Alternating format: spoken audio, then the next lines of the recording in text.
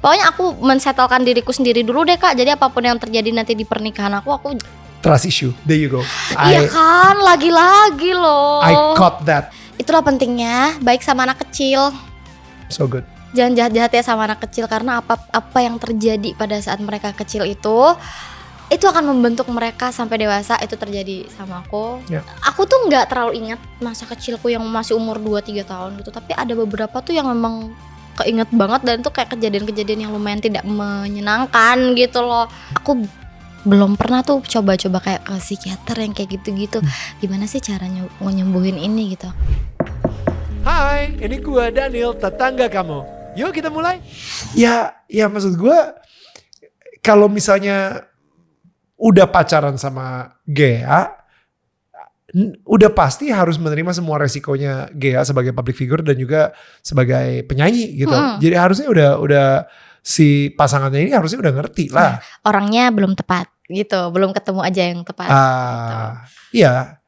Jadi harus ngerti gitu. Jadi maksud gue kayak nanti nih kalau misalnya nikah, gue juga, lu tau gak, gue sama istri gue pertama kali kita pacaran gitu, dia kan nggak tahu gue itu siapa gitu kan. Nah, tapi abis itu setelah pacaran, oke. Dan sekarang ini kita udah sampai ada strategi kalau misalnya ada orang minta foto sama gue, dianya udah ngeloyor duluan gitu. Sehingga gue bisa bilang sama orang-orang, gue udah ditinggalin istri gue, yuk gue itu. Padahal sebenarnya ya emang itu strategi kita aja. Ketahuan deh strategi. Ketahuan dan dibocorin. Tapi akhirnya kita jadi tag team gitu, jadi seru gitu. And I think yang namanya pernikahan, dia pasti kayak whoever nanti yang bakal jadi suami lo itu bakal harus ngerti bahwa ya dia mempunyai seorang istri penyanyi dan ini pekerjaannya istri gue seperti ini gitu. Kayak apa? Maksudnya lo kalau misalnya ekonomi gue rasa nggak juga. Maksud gue itu kan urusan suami gitu. Kalau misalnya untuk enggak lah, nanti lah gue pengen punya rumah dulu, pengen punya mobil dulu, pengen punya, itu kata-kata laki-laki gitu, bukan lo gitu ya. Tapi perempuan juga zaman sekarang udah kayak gitu. Aku juga kepengen. Pengen punya rumah dulu, pengen punya mobil dulu, baru nanti siap nikah. Pokoknya aku mensetelkan diriku sendiri dulu deh Kak. Jadi apapun yang terjadi nanti di pernikahan aku trust issue, there you go. Iya kan, lagi-lagi loh. I caught that. Ini benar-benar ketangkep banget. Ketangkep basah banget nih. Kenapa dia ngomong kayak gitu? Kenapa gue bilang itu trust issue? Karena in case cowoknya ninggalin dia, udah ada rumah, udah ada mobil, gue bisa ngurusin diri gue sendiri. Settle ya. Gue udah settle dan gue gak butuh si cowok ini. That's what happened when you have a trust issue. Gimana ya? Aku juga bingung tuh kan, aku bilang sulit emang jadi orang yang trust issue loh. Iya. Sebenarnya sulit. Iya. Gak ada obatnya Kak. Harus orang yang tepat. Guys, even orang yang tepat pun lu punya trust issue. Iya. Ya kan? Iya sih. Even orang yang tepat pun lu harus settle dulu, lu harus punya rumah sendiri, lu punya mobil sendiri, karena ya itu. And I'm so sorry Gea, like for what happened to you. I'm really sorry. Maksud gue, I feel it's unfair. Gak seharusnya seorang anak SD ngalamin apa yang lo alamin. Dan impactnya ya seperti ini jadinya gitu. You know, with this whole trust issue thing. Gue ngerasa gue gak ngerti. To be honest, gue juga gak ngerti. Jadi kalau misalnya kalian punya masukan buat Gea, DM aja. You know, mungkin bisa tulis di kolom komentar juga gitu. Gea, atau kita bisa ngedoain Gea sama-sama gitu kan, supaya dia bisa ya minimal temboknya begitu tinggi bisa merendah gitu. Dan trust issue-nya juga bisa, you know, bisa hilang sehilang-hilangnya, itu lebih keren lagi. Tapi maksud gue gini, the trust issue that you have itu adalah sebuah dysfunction. Tapi that dysfunction itu berhasil menyelamatkan lu di banyak momen dalam hidup lu. Betul. Sehingga trust issue lu ini itu malah membuat lu ngerasa malah membuat lu sukses. Jadi seperti sekarang ini, lu bisa kebeli rumah karena itu adalah sebuah apa ya, senjata yang efektif banget Tapi sayangnya senjatanya bermata dua gitu. Bener-bener pisau bermata dua Pisau itu. bermata dua gitu. But anyway Kak, tadi pas Kak Daniel ngebahas soal what happened with my childhood gitu, aku jadi kepengen kayak bilang sama orang, itulah pentingnya baik sama anak kecil. So good. Jangan jahat-jahat ya sama anak kecil, karena apa yang terjadi pada saat mereka kecil itu akan membentuk mereka sampai dewasa. Itu terjadi sama aku sampai detik ini. Jadi kalau punya anak kecil, jaga gitu. Kalaupun harus ditegur, jangan sampai dimarah-marahin yang kayak gitu. Sedikit aja, sedikit out of topic. Tapi aku soalnya banyak banget ngelihat anak-anak kecil kadang dimarahin yang kayak gitu, itu agak kasian juga gitu. Kasian banget, nanti pengaruh soalnya cara mereka memandang dunia, cara mereka ngambil keputusan. Itu dimulai dari kecil. Gue marahin anak gue, tapi marahinnya yang terkontrol. Jadi sebenarnya gue nggak marah, tapi gue harus acting marah untuk make sure dia belajar. Tapi acting. Tapi gue nyesel banget. Ada 2 momen dimana gue lagi out of control dan itu gue bentak. Nah itu momen yang sampai hari ini gue masih nyesel gitu. Bahkan anak gue ikut gue nonton film Glenn Fredly kemarin. Jadi pas dia nonton, gue nanya sama dia, tadi lu nangis? Iya, anak gue masih umur 8 tahun. Wow. Kenapa emangnya? Iya, keinget ketika Daddy ngebentak gue gitu. Oh my God. No. That the 2 moments yang ini. Jadi dan itu gue yang kayak wah gila sih. Ya, jadi sebagai orang tua emang kita nggak bisa sempurna, tapi sebisa mungkin, you know, like control yourself gitu. Karena ya, gue jujur sampai hari ini gue berusaha banget untuk kayak mengobati lah, healing dia dengan peluk dia, gue sayangin dia, gue ngomong dengan hal-hal yang lembut, tapi tetap aja ya yang namanya sakitnya udah keburu. Kemarin gue baru dengerin Ayah Hadir yang Yeri, dia bilang kayak gini, kayak kiper dia berhasil menyelamatkan 100 bola, tapi yang dia sempat kebobolan sekali. Semua orang ingatnya yang kebobolan sekali gitu, bukan yang 100 bola yang diselamatin sama dia. Nah si anak gue ini sayangnya lebih mudah untuk ingat ketika momen gue gagal dan ngebentak dia daripada momen ketika gue menyayangi dia. Jadi ya. Luka masa kecil itu membekas dan bekasnya tuh nggak akan hilang. Lo ada nggak sih usaha untuk mengobati luka masa kecil lo sendiri? Gak ada sih Kak. Kayak aku lebih ke ya udah menerima, menjalani, berdoa gitu aja. Aku belum pernah tuh coba-coba kayak ke psikiater yang kayak gitu-gitu. Gimana sih caranya nyembuhin ini gitu. Aku belum pernah sih. So far aku masih dibantu banget sama Tuhan gitu. Jadi cukup gitu. Cuman ya itu dia, kadang aku juga kesulitan sama si trust issues itu. Enggak, maksud gue kayak baca buku mungkin. Aku baca. How to heal from your trauma misalnya, atau you know.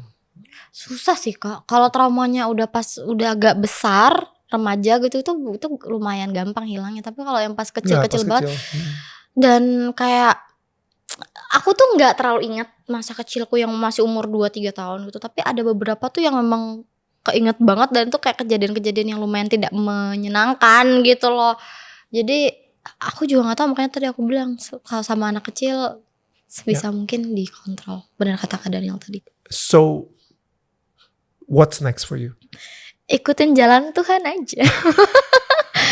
So far aku masih akan terus berkarya lah di nyanyi, di entertainment, di musik.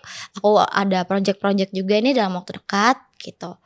Itu by the way untuk orang yang punya trust issue, ngomong ikutin jalan Tuhan aja itu nggak gampang sebenarnya guys.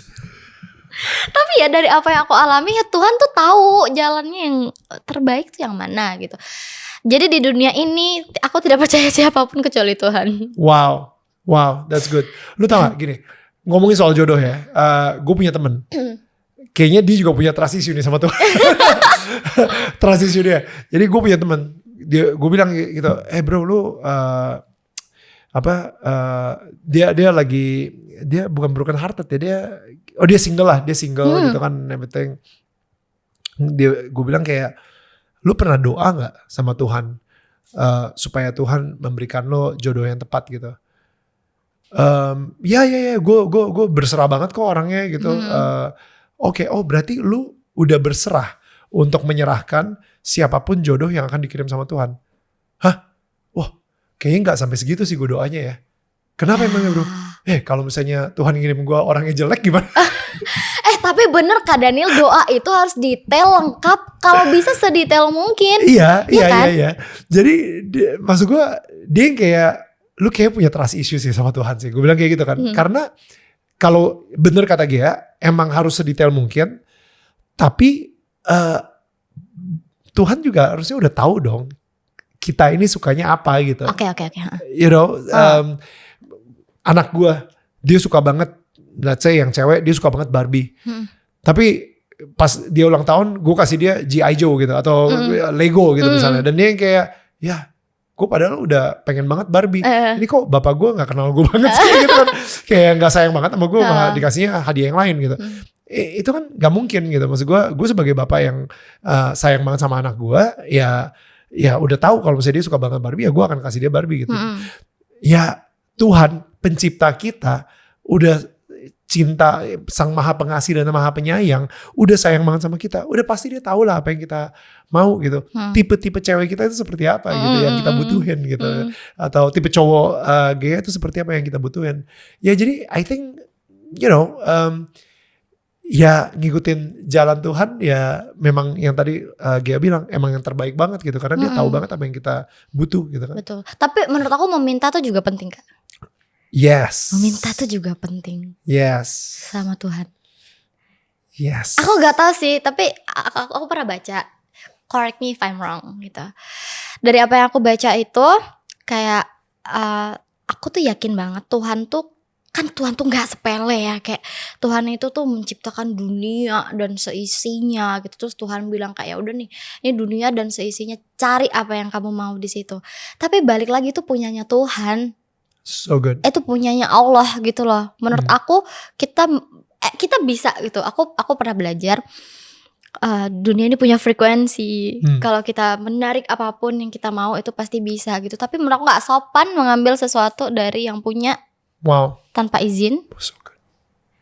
Dan menurut aku tetap harus bilang, dan aku tuh harus tetap meminta gitu. Aku harus, ya Allah aku pengen ini ya, kayak gitu. Dan aku yakin itu akan lebih dipermudah lagi gitu.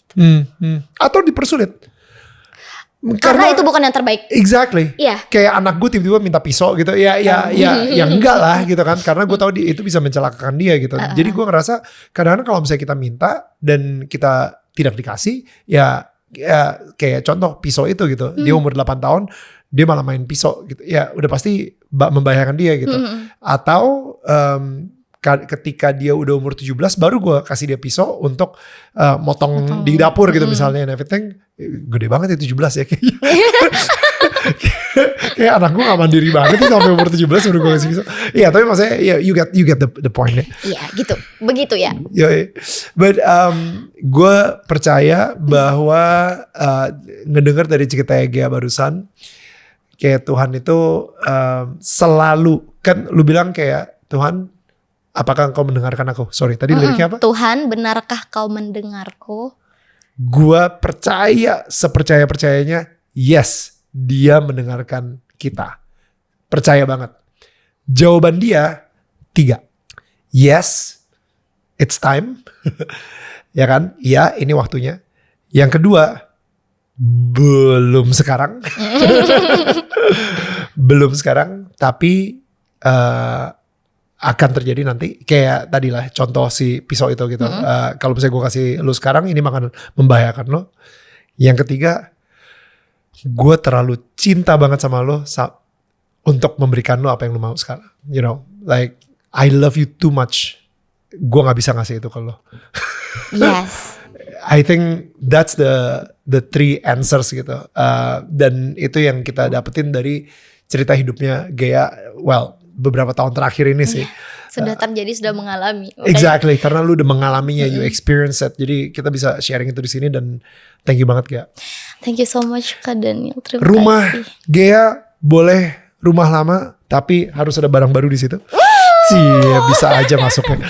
Ini seperti dari kita ya. Terima kasih. Ini isinya rumah ini. Lucu banget. Iya, jadi ini bisa ditaruh lilin di dalamnya. Jadi kalau misalnya malam-malam gak usah dibuka, ribet bukanya. Iya. Biar nggak ini ya, nggak aneh-aneh. Jadi kalau misalnya malam-malam lu bisa taruh lilin di situ dan gue percaya bahwa setiap kali lu ngelihat rumah ini dan kalau lu nyalain lilin ini jadi reminder bahwa udah ada terang dalam rumah lu dan terang itu akan menerangi tetangga-tetangga sekitar gitu ya. So Keren sekali filosofinya. all the best ya. Thank you, Dibikinin lagu dong kalau keren banget filosofinya. Ya kan? Oke, OTW. Rumah tetangga loh. Kok jadi gitu. Jadi jingle Daniel tetangga kamu. Yoi. Guys, thank you banget ya kepada semua tetangga-tetangga yang udah nonton dan kita akan ketemu lagi minggu depan dengan tetangga yang gak kalah hebatnya. I hope you enjoy our conversation with Ghea dan ya tetangga selalu menjaga bukan menyangga. Bye. Bye.